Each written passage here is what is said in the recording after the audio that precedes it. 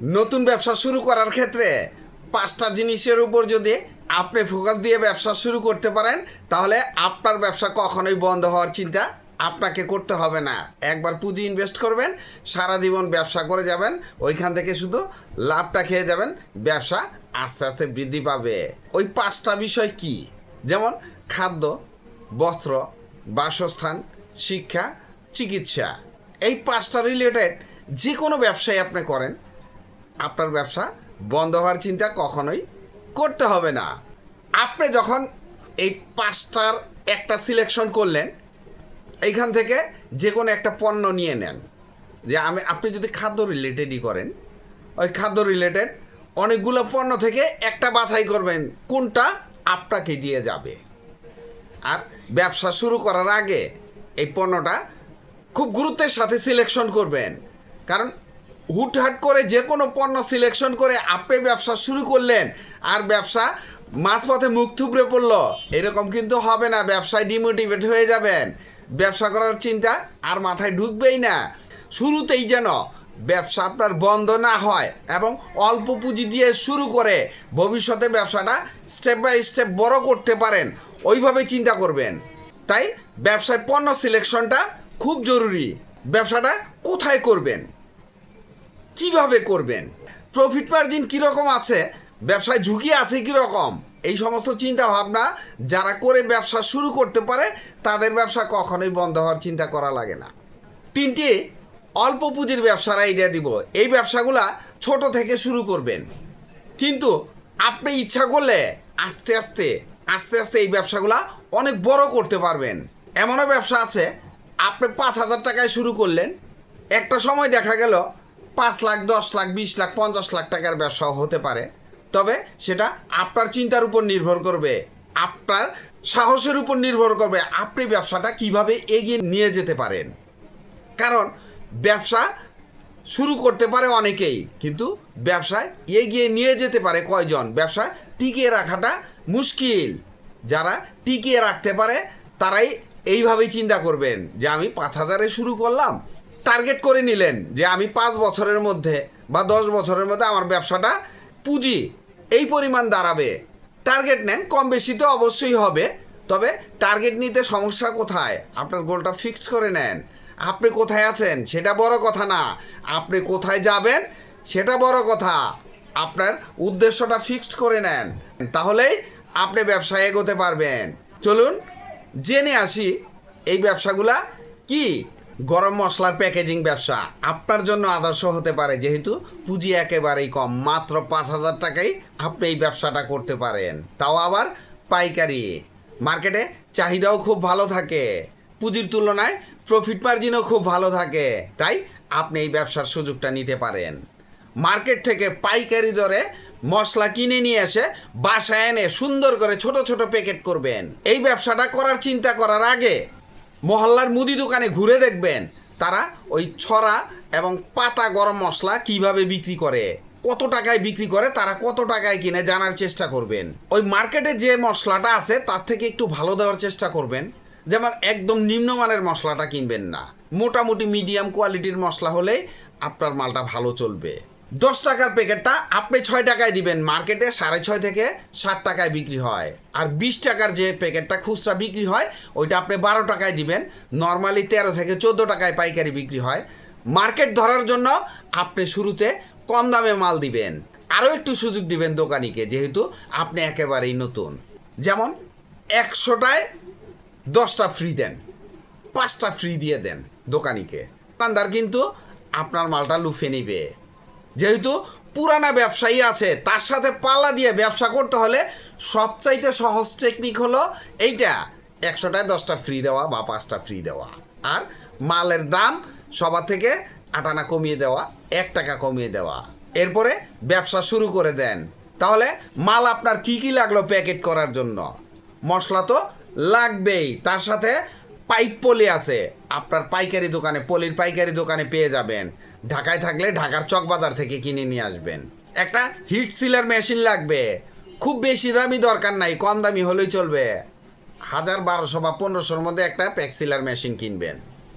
যদি স্টিকার একটা দিতে চান দিতে পারেন, স্টিকার না দিলেও চলে। স্টিকার দিলে মশলার লুকটা ভালো দেখা যায়, চেষ্টা করবেন দেওয়ার জন্য। 10-20 পয়সা খরচ করলে একটা স্টিকার নিজেই তৈরি করে নিতে পারবেন। একটা সিল তৈরি করবেন, সিল দিয়ে সুন্দর করে ক্যাচি দিয়ে কেটে স্টিকারটা ঢুকিয়ে দিলেন। 20টা একটা মাস্টার পলি করতে পারেন, 100টায় বড় মাস্টার পলি করতে পারেন, এরপরে বিক্রি করে দেন। আর যদি ছড়া আকারে করেন তাহলে হার্ডবোর্ড লাগবে, হার্ডবোর্ডের মধ্যে সুন্দর করে 20টা করে 5-20-এ 100টা, 5টা ছড়া একসাথে করলেন, 100টা আপনি হার্ডবোর্ডের সাথে স্টাপলার করে দেন, এরপরে দোকানে বিক্রি করে দেন।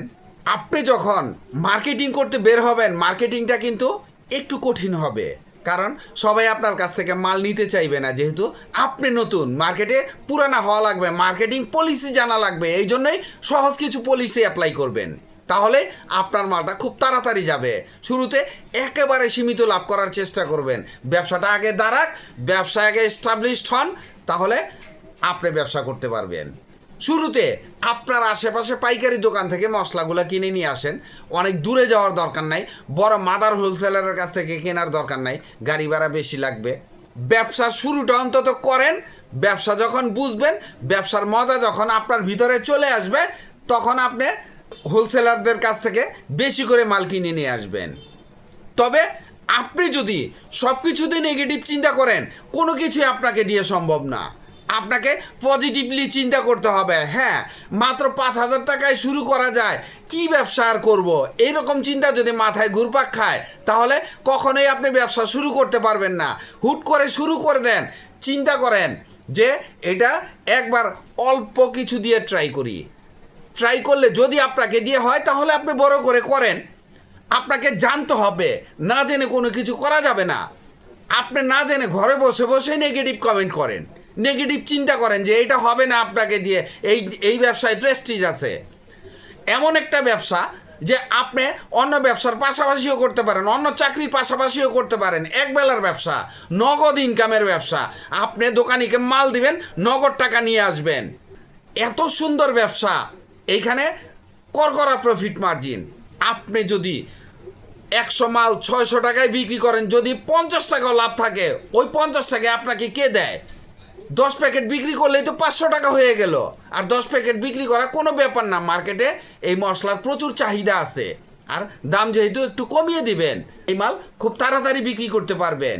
এই ব্যবসায় ঝুঁকি একেবারেই নেই যদি বাকি না দেন। বাকি দিয়ে বাকির টাকা তুলতে না পারলে এই ব্যবসায় ঝুঁকি আছে। ব্যবসা যখন করবেন, বাকি দেওয়ার চিন্তা করবেন না।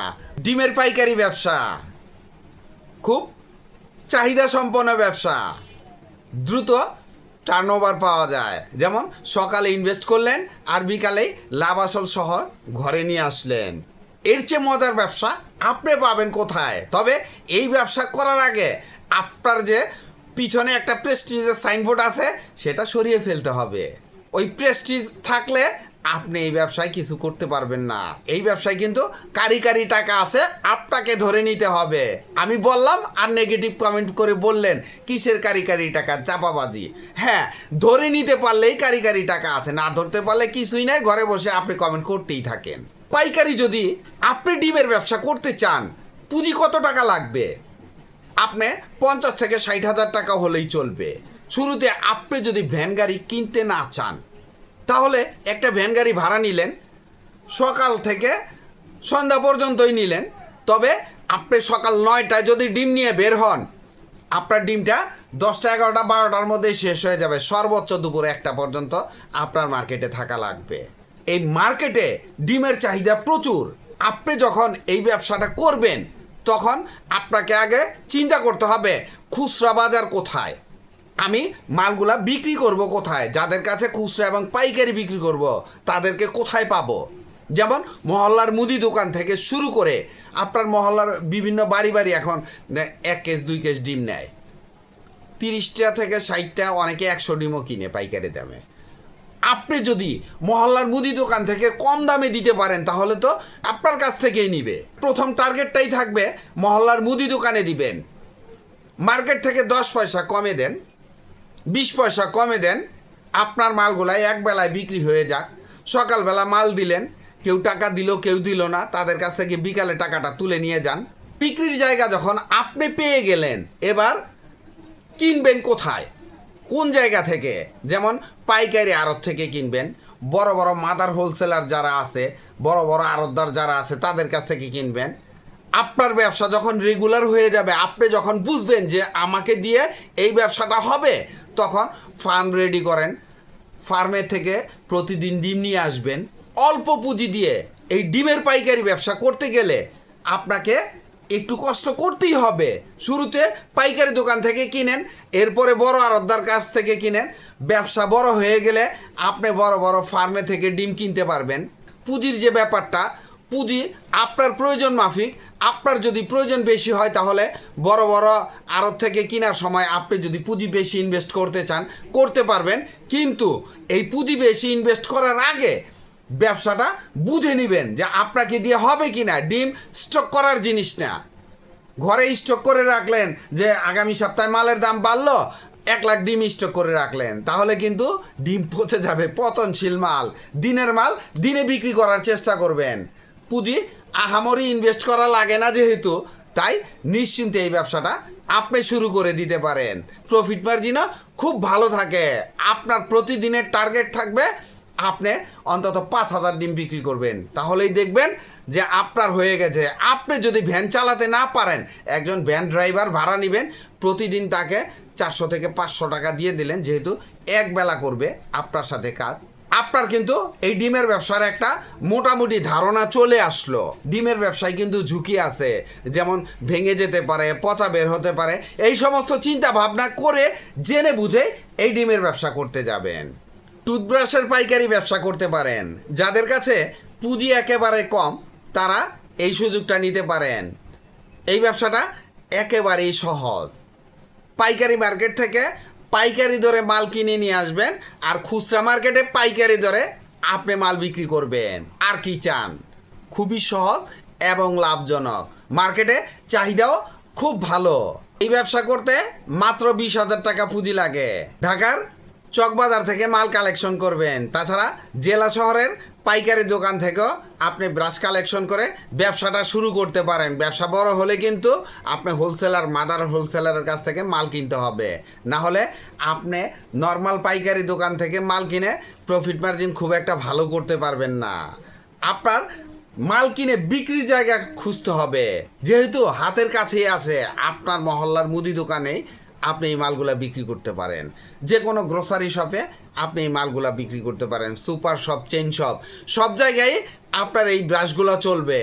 তাছাড়া আপনি যদি হকার নিয়োগ দিয়ে যে তাকে একটা পার্সেন্টেজের বিনিময়ে আপনি একটা টেবিল বসিয়ে দিলেন মহল্লার মোড়ে, বা ছোট্ট একটা ভ্যান গাড়ি তৈরি করে দিলেন, আপনার 8-10 হাজারে ওই 2 চাকার ঠেলা ভ্যান আছে, ওই ভ্যান তৈরি করে দিলেন। ওই ভ্যানের মধ্যে বিভিন্ন রকম ব্রাশ থাকবে।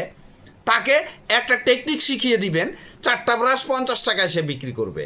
একটা ব্রাশ যদি 10 টাকায় তার কিনা থাকে বা আপনার কিনা থাকে, তাকে 5 টাকা লাভ দিলেন, আপনি ঘরে বসে বসেই 5 টাকা লাভ করলেন।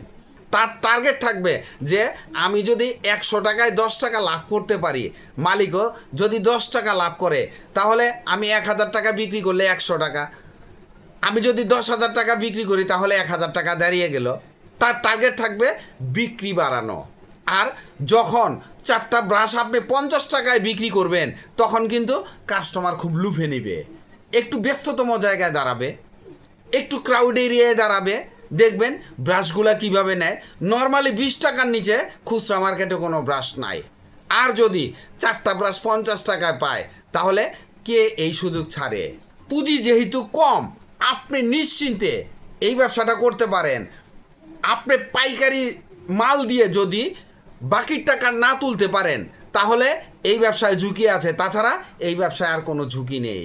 ভিডিওটি ভালো লাগলে লাইক, কমেন্ট, শেয়ার দিয়ে পাশে থাকবেন। চ্যানেলটি সাবস্ক্রাইব করবেন এবং পাশে থাকা বেল আইকনটি প্রেস করে দিয়েন, যেন পরবর্তী নতুন কোনো বিজনেস আইডিয়া আপলোড দেওয়ার সাথে সাথে আপনার মোবাইলে সর্বপ্রথম নোটিফিকেশন চলে যায়। আজকে এই পর্যন্তই। আসসালামু আলাইকুম।